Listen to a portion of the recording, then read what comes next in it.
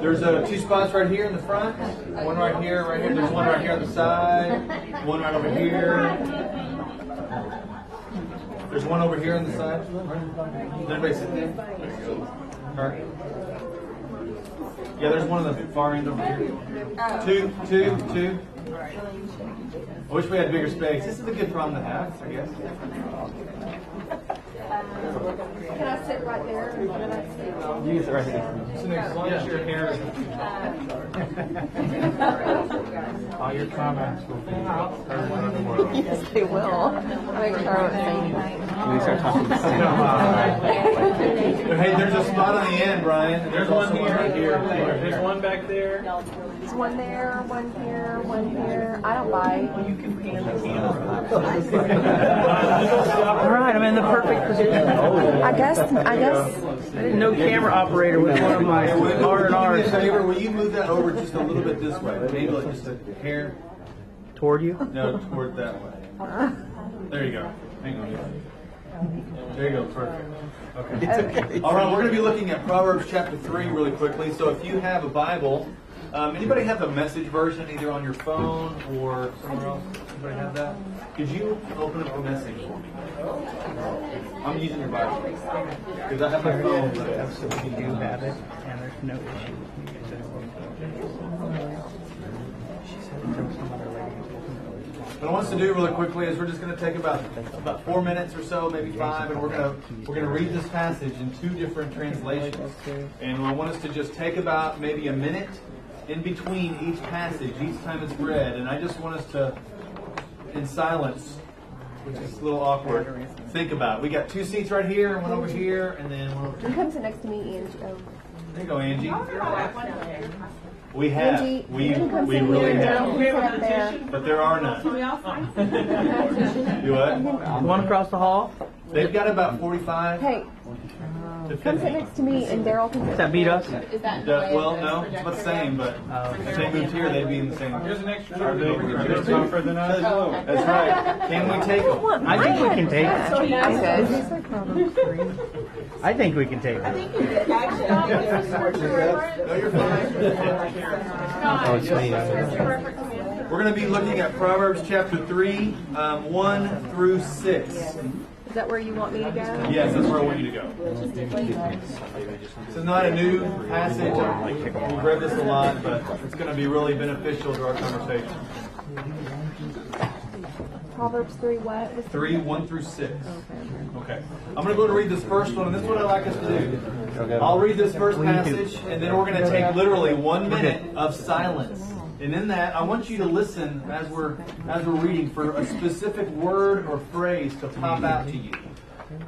Just you can write it down or whatever, but just listen for something that kind of just stands out to you while I read this passage. We'll have a moment of silence, and then we'll read it again in the Message translation. We'll do the exact same thing. And at the very end, I'll ask you to tell me maybe 1 or 2 of those things that stood out to you.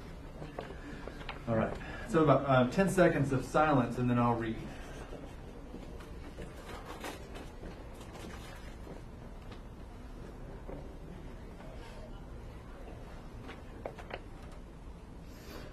My son, do not forget my law, but let your heart keep my commands. For length of days and long life and peace they will add to you. Let not mercy and truth forsake you. Bind them around your neck. Write them on the tablet of your heart, and so find favor and high esteem in the sight of God and man. Trust in the Lord with all your heart, and lean not on your own understanding. In all your ways acknowledge him, and he shall direct your paths. Have about a minute of silence, and just think about what we just read.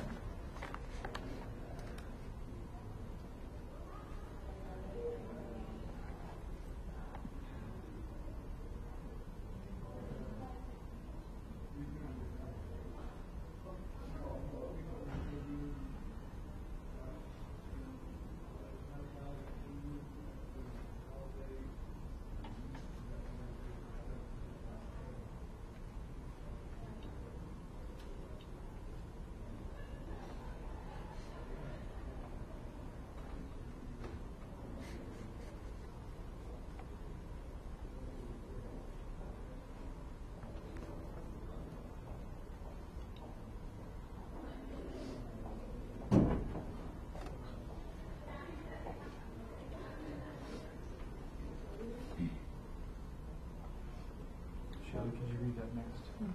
This is from the message. Okay. Good friend, don't forget all I've taught you. Take to heart my commands. They'll help you live a long, long time, a long life, lived full and well. Don't lose your grip on love and loyalty. Tie them around your neck. Carve their initials on your heart. Earn a reputation for living well in God's eyes and the eyes of the people. Trust God from the bottom of your heart. Don't try to figure out everything on your own. Listen for God's voice in everything you do, everywhere you go. He's the one who will keep you on track. Let's take about a minute.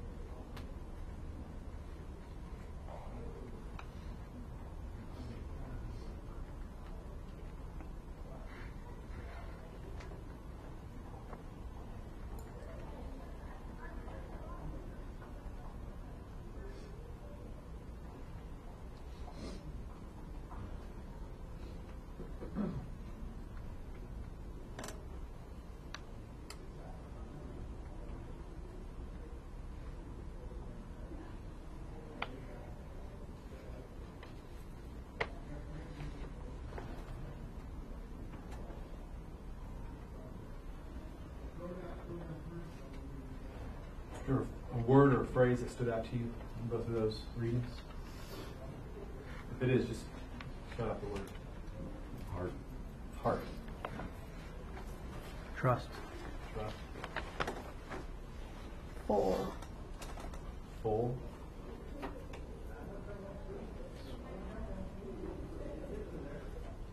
phrase that stood out to me in the second one was trust God from the bottom of your heart. Don't try to figure everything out on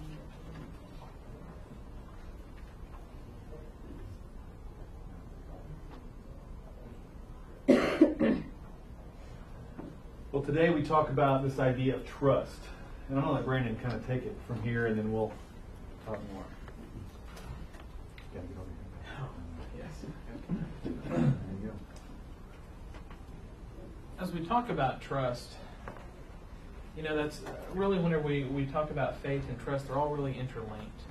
And Scott and I we're studying this week, and you know, the book that we've been using, Sticky Faith, has just a really great chapter on this. And one of the things it talks about is that trust is related to faith, and then consequently our obedience is related to our ability to trust. Now, when we think about this idea of trust, you know, try to think of some examples of what does it mean to trust.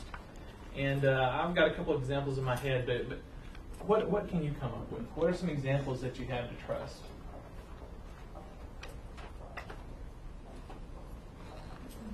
Basic examples. Yeah, basic examples. Like I trust if I put my money in Chase, it's still going to be there when I go back to Okay, yeah, but even more basic than that. Okay. What does honesty to me? Honesty. Okay. I want to go even further, almost to kind of like the animal kind of trust. Have you ever had a child and been with a child in a swimming pool?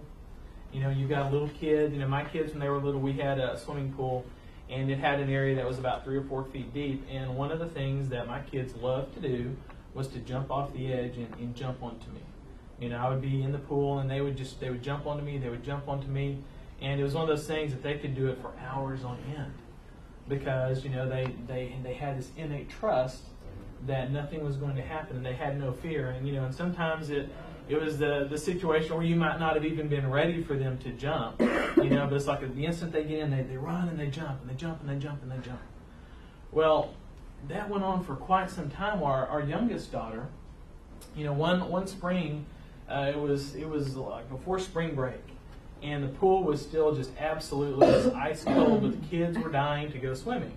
And so they begged me to go out and start cleaning the pool. So I'm cleaning the pool, and the 3 of them are sitting on the deep end of the pool, sitting there, and they have their feet in the water, and the water is probably like still 60, 65 degrees.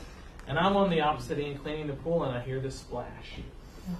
And I look over there, and I see Paulina and Leah still sitting on the edge of the pool, and Danielle is not there anymore.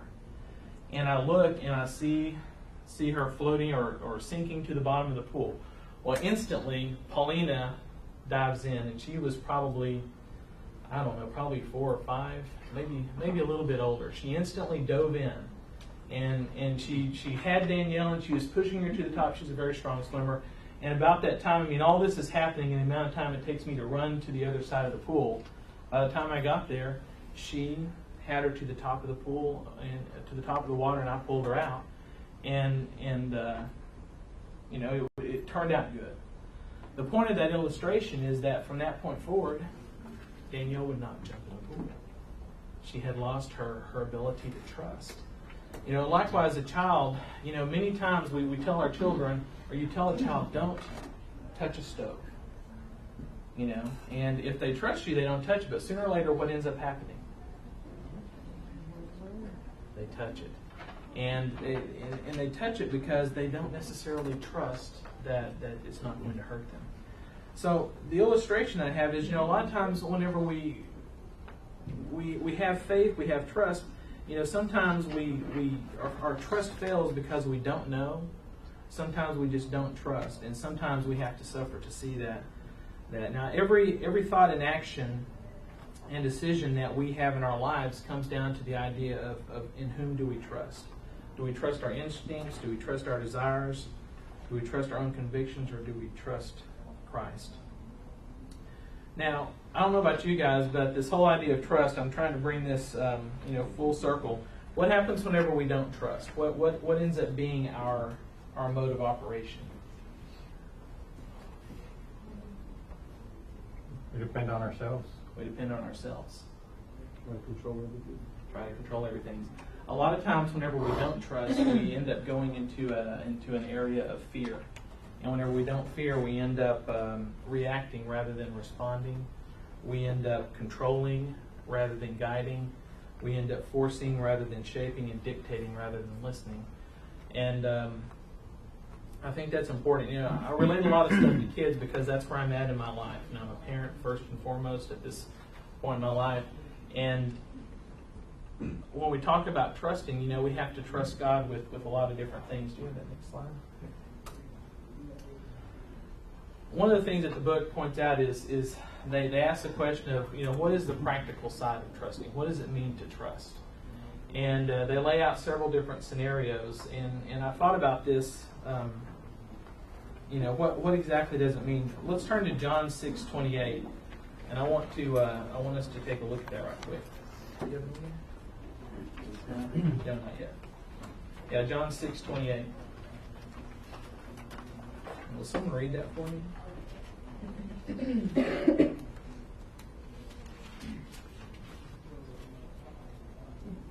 John 6:28 and 29. Then they said to him, "What shall we do that we may work the works of God?" Jesus answered and said to them, "This is the work of God, that you believe in him whom he sent." All right, now that word believe, when we take a look at the Greek word is pisteuo. And that word actually has 3 different meanings: believe, faith, and trust.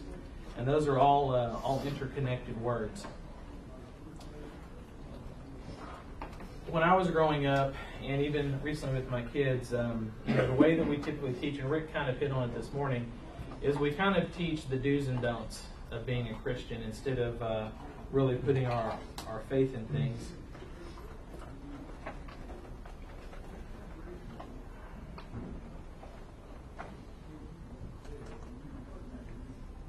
When we look at John 6:28, it tells us that we are to put our serving God is about trusting and believing in him and having that faith. Now, where I was going with that a second ago, sorry, I kind of I couldn't read my note here.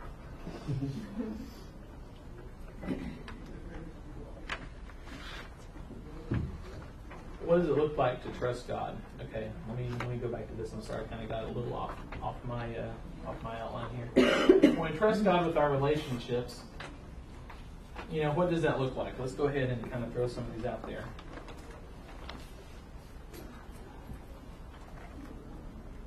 I talked to my daughter about this quite a bit whenever we're talking about, what does it mean to trust God? That's where I'm going with this. What does it mean to trust God? I asked her, what do you do? I came back to the example of her with the child with the stove, and I asked her. I said, "Is there anything in your life that you haven't trusted God with? How do we do that?" And she couldn't think of anything, so I said, "Okay, how about your entertainment?" And we started coming up with these ideas of how are ways that we can trust God. Now with her entertainment, just like with the child with the stove, you tell the child over and over again, don't touch the stove. And if they trust you, they're not going to do that. But sooner or later, their interest is piqued. They want to see how hot or cold it is, and so they touch it. And hopefully, it's just a little bitty, burn on the finger. In some severe cases, they might, pull the whole pot off and get severely burned. When I was talking with my daughter, I said, okay, this example for you is like in your entertainment.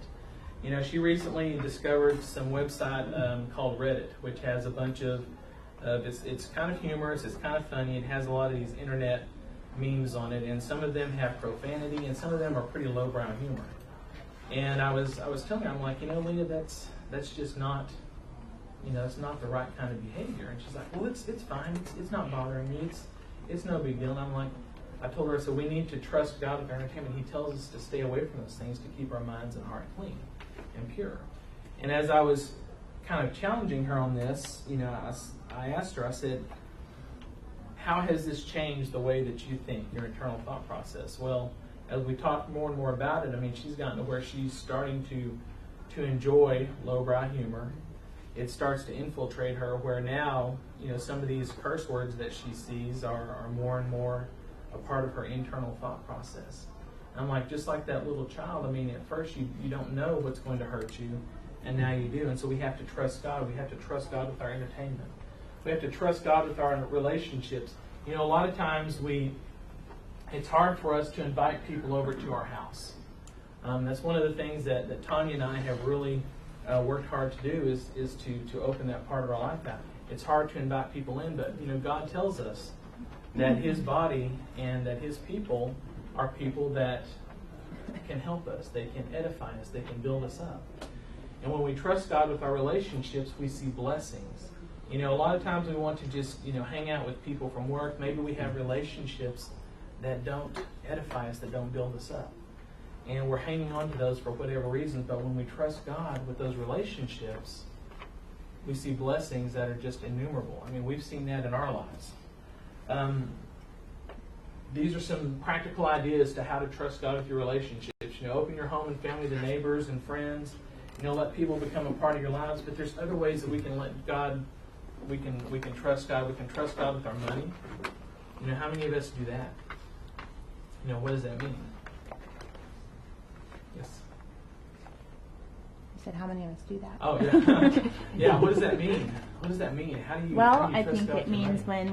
when we give to the church, we're trusting that it's going to be given to missionary projects. It's going to not just go nowhere. It's going to go to Haiti. It's going to go to our preachers. It's going to go to our building facilities.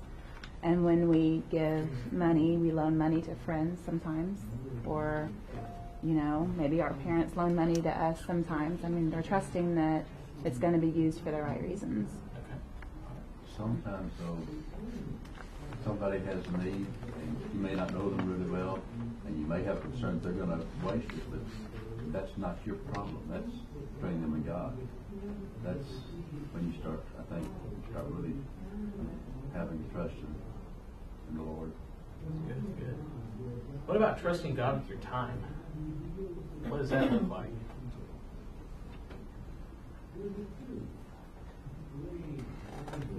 How much time do we have? Not enough. Not enough. It's the one thing we all have in common. That's right. We all have the same amount of time. How many of you, feel really stretched that you don't have enough time? But when we trust God with our time, maybe, I know for us, we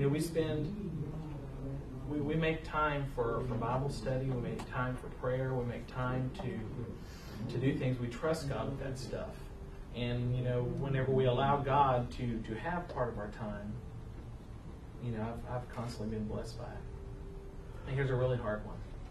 and this is one that I'm in the middle of right now, trusting God with your kids. You know, I've got 2 teenagers, one that's got a driver's license, one that's about to have a driver's license. They're both in the process of dating, and you know, there's ups and downs that go along with that. But at some point, you have to trust that your kids are going to be okay, that they're going to make right decisions, that you've done that. I mean, how hard is that to do? Or not even trusting that your kids are going to make good decisions, but trusting that God's going to take care of them in spite of their poor ones. In spite of their poor ones. That's hard right there. Oh, that's trust and verify. But yeah, and you can see how this stuff leads us into that fear. You know, in dealing with kids, when you have that fear, when you're not trusting in God and you're not trusting in your kids, that fear pushes you to do things. You know, I've been through periods with my kids where I've, you know, been the snooping, meddling, you know, father, and you know, I'm constantly checking on everything, and just that's a time when I'm just sick. You know, I'm just miserable, and you know, this is a challenge for me is to put my faith and my trust in God. Now, with that trust, you know, comes obedience, and that's the thing, because you know, once that child, you know, burns her hand or burns her finger, you know, she's not going to touch that stove again, hopefully. You know, she's learned that lesson. And with God, when we trust God, that allows us to be obedient. Now, we talked about, you know, the book calls it the gospel of sin management. You know, we bring our kids up and say, okay, this is what you do to be a good Christian.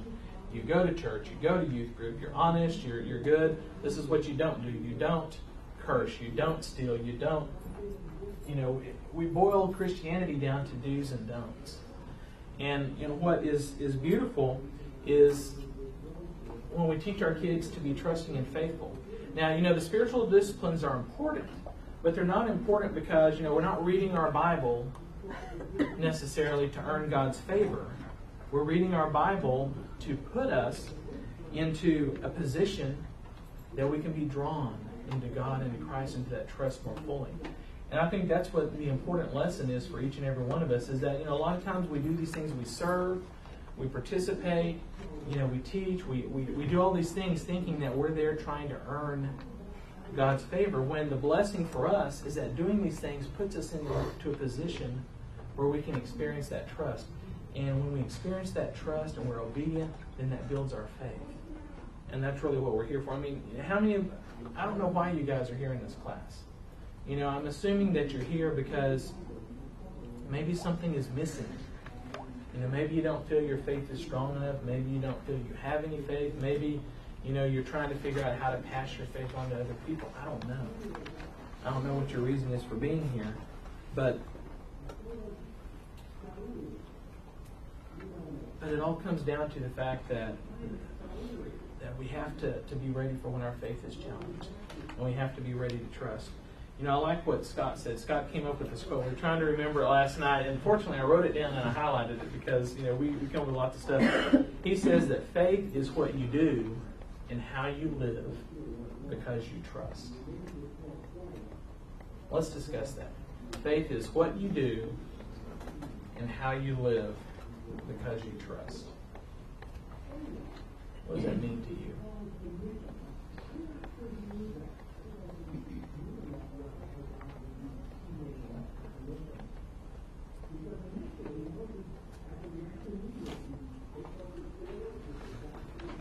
For a long time, I didn't know what the difference was between faith and trust.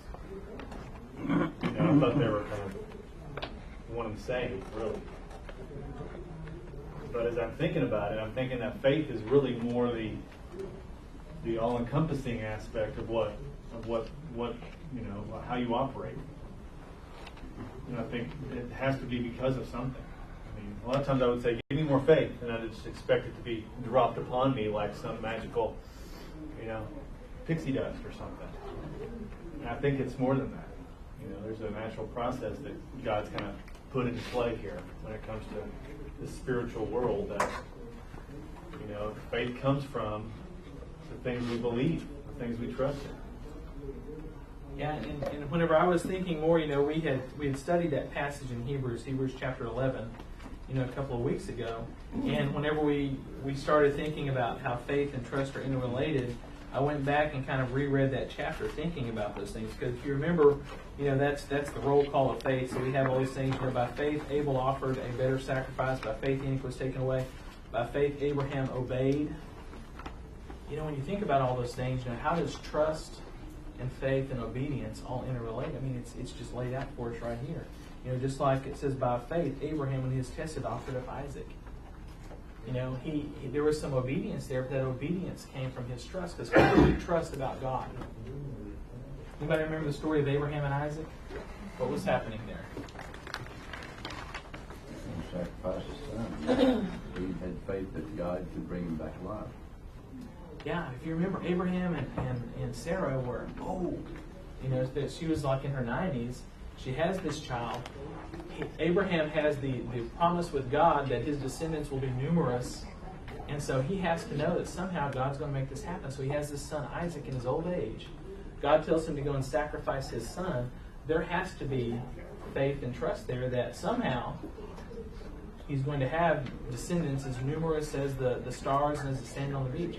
So that trust that he had that God would carry out that helped build that obedience, and that ultimately resulted in his faith. And when we look through this, we just see example after example of how these things are interrelated. So, yes? I think it's your faith and your trust. It's easy when things are normal. I think it's when you really, really, really get challenged by something, it's a little harder. And that leads us. That's a great segue. So what happens, or why does our faith waver? So I think that trust and faith are both a bit intangible, right? Trust is something that you can see and you can build, right? The more tangible aspects of it, right? You can have a relationship with someone, they can follow through on what they've told you, their actions, things they say and do. You can see that and build trust, right? Faith, to me, is something that's much more intangible and something that you just have to believe based on maybe from trust from things you've heard about, but maybe not seen, right? So, to the inquiry about trust and faith, sometimes I tug of war back and forth about which way that flows, right? But that's when you do something based on faith, it's because you're kind of extending yourself, right? Trust is not so much extending yourself, at least as I see it applied. I mean, it's like I said, it's back and forth. But faith is something more that you're out on a limb and you have to go by what you know is right or feel is right in your heart. Much more intangible. I think about you walk by faith and not by sight, and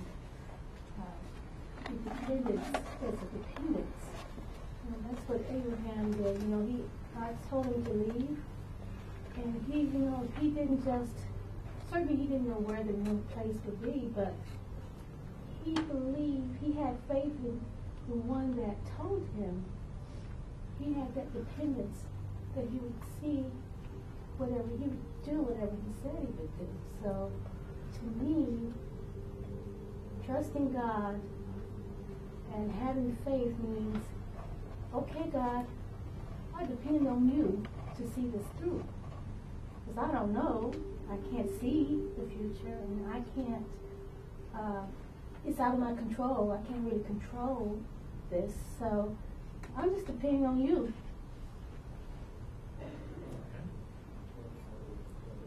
Steve, and then I keep thinking about this verse in Proverbs 3 that we read, verse 5. In the NIV it says, "Trust in the Lord with all your heart and lean not on your own understanding." I know I try to understand things that I don't understand in many cases, and so I operate from doing things that I understand. But here he's asking us to trust God and do something you may not understand. So I think of that example that you had with your daughter, looking at the jokes, the internet jokes or whatever, and her understanding is, oh, it's okay, it won't affect me. And your understanding is no, it will affect you. And so you're asking her, well, trust in God. He has your best interest at heart. And so as our faith grows, we're continually stretched to things we don't understand.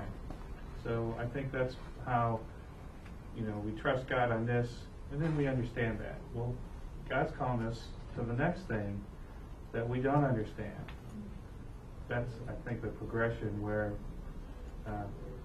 things we've learned the hard way, we know that God's right. So we keep learning.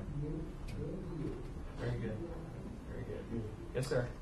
I think it's in the Bible, numerous occasions, even disciples and Abraham and Moses and Jacob and, they never put the trust, even though the God was always continuously talking to Moses, or to the Abraham, or to the Jacob, or to the other prophets, regarding the prophecy and all this stuff. But even though he know that they knew all that there was the voice of the God, not any, but they never had the trust, fear, more like a fear. Moses doesn't want to do the stuff, but the God said, no, do it. You're going to do it.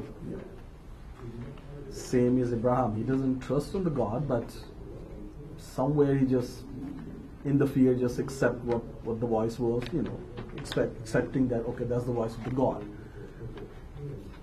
The faith, is like blind trust. You got to trust with all your heart, not with any doubt. When you put the little doubt there, that's when you don't have the whole faith. You don't have the 100% trust. It's like that antiseptic bottle says 99.999. It doesn't say it's 100%. So that 100% trust in the faith brings you more close to the kingdom of God, to that close to that the salvation. But when you don't have that, it's like you building your own computer. Like you don't trust your own hardware. If you think, oh, I didn't put the virus, antivirus program, so you keep on doing what you're doing, but you don't have the trust. So you have to have that 100% trust that the salvation is through the God, and what I'm doing, it's going to be taken care by the God. But when we don't have that 100% faith and we just have the little doubt of trust, then it doesn't work out.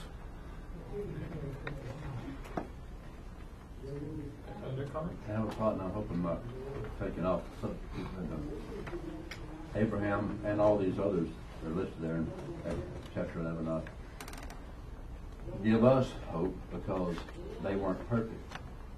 And it took Abraham a good while to get where he had that trust and that faith. But he, we see him, the land of Ur, he lived in a place that probably had at that time hot and cold running water. And he goes to a place where he's going to live in a tent, without question. But then he starts traveling, and he doesn't have enough trust to tell different kings that he's married to this beautiful woman. And because of his lack of trust, his lack of faith, it causes problems along the way. But finally, we see him through all those trials and all those things, God's still guiding him. He has enough faith to come back. But eventually he gets to the point where he's the father of the faithful. And so as we keep walking here, we're walking by faith, and we're going to fall, we're going to make mistakes, we're going to sin, not trusting enough, not having enough knowledge and understanding of what we've read, or not reading it enough, not learning from the older folks, for people make those things. That we learn as we go, and hopefully time goes by, we'll become faithful, or at least more nearly complete. We'll probably never achieve that totally to heaven with Him, but we all have that opportunity to, in hope of learning enough to become like Abraham, having that faith to do whatever he says without question. Well, we want to get into one other area, but we're going to have to wait on that, I think. This is a very intangible conversation. I mean, the idea of faith, it really does depend heavily on trust, on experience, everybody in this room has had different experiences. And I think what we're saying is, when it comes to this idea of trust, is that a lot of times our faith wavers because we feel, and I could be wrong here, but we feel that our trust has been broken. We feel that God's not honored us in a certain way. You know, growing up, I thought, well, if you follow, if you do, if you pray, if you do all this, everything's going to be okay. Granted, it will, but it won't be the way you probably think. I mean, you look at that promise of God, Jeremiah 29:11. I hear that all the time. For I know the plans I have for you, plans to prosper you, plans to give you hope in a future. If you look at the context of this verse, he's talking to these people who were about to go to Babylon. You know, how many of them are about to get wiped out? There's going to have so many people go to captivity for 70 years. And they're going to come back. But things are about to get pretty tough for them. And some of them will never come back to Israel. But God's telling them, I have plans to prosper you. I have good plans for you. And a lot of times as people, we can't really rectify the two. If it's good, then it means that I should be okay. And it means that everything should go smoothly for me. My kids should be fine. My job should be secure. My wife and I will never have problems. My house will never have a leak. Everything's going to be great. My church will never split. It doesn't happen that way. So that's where we are. This conversation with what does it mean to trust, and why does our faith waver? Is it sometimes because we feel that a promise somewhere has been broken? And next week we will get heavily into these promises of God and what we think are promises and what the scriptures actually say are promises of God. And so you don't want to miss next week. Anything else? So I think that he hit on something that's really strong, right? It's the unknown. Yeah. You know, if we look at, I'm not a NASA guy, right? But if you look at the astronauts, right? They're very smart engineers. They trust them. They know that they're smart. They know what they're doing. But they still have to take a leap of faith to believe that, no, really, when I send you up in this rocket and I slingshot you around whatever it is, the moon, another planet, you're really going to come back. You're going to hit it just that right trajectory, and that's faith. Because no one's done it yet, right? It's unknown. You don't know what's going to happen. I mean, even with Jesus, right? Or God. You know, for those people that were physically there, for me, I think it's a lot easier to believe. If I'm Paul and the light shines down on me and I hear the word of God, or if I hear Jesus talking to me directly, you know, I'm Moses or whatever, it's a lot easier for me to believe, right? But we don't have that. And the unknown, we read it, we see it, but even if we saw that and we knew it, the future is different. It's someone to tell you, no, really, you've seen all this other stuff I've done. In the future, it's going to be okay as well. It's still the unknown. That's where the faith piece comes in. It's the unknown part. If you know it's going to happen, it's not faith. Yeah, this faith commitment you have to your spouse. That day, if you knew now the things that you did whenever you first made those promises, would you have changed? I mean, how many times do people make those faith commitments together and then one of them just... Yep. You know what I mean? I mean, that's unknown there. Yeah. Yes, ma'am. I think if you have to deal with a major event, like we almost lost our son, we had to trust that God was going to protect him, even though we didn't understand why he was put in this position. But and I think through giving him the trust and seeing him come through that strengthened our faith. Because our faith was very weary at the time, because we thought, why is God doing this to a child? You know? And so we had to just trust. And there were lots of angry, yelling nights at the Lord. Not really out of anger at him, but just we didn't understand.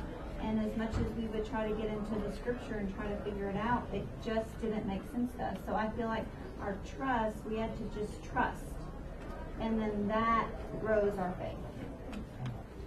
But then I think about all the people who almost lost their loved one and actually did lose their loved one, and how, you know, sometimes it doesn't turn out the way that you thought it would. It rarely turns out how you And thought. so then I think there's something bigger there, where faith is a larger concept than we want it to be, because we want it to be about us, and it's really not. It's about, this bigger kind of, I don't want to say collective, but God's plan for the world. Well, ours very much changed because we now see things now in our lives that because of that trust in our faith in that moment, now, I don't know. Well, this is a good conversation, and we'll continue this next week. And God be with you. And thanks for listening. Thanks, Brandon. And we'll talk to y'all next week. Thank y'all. I don't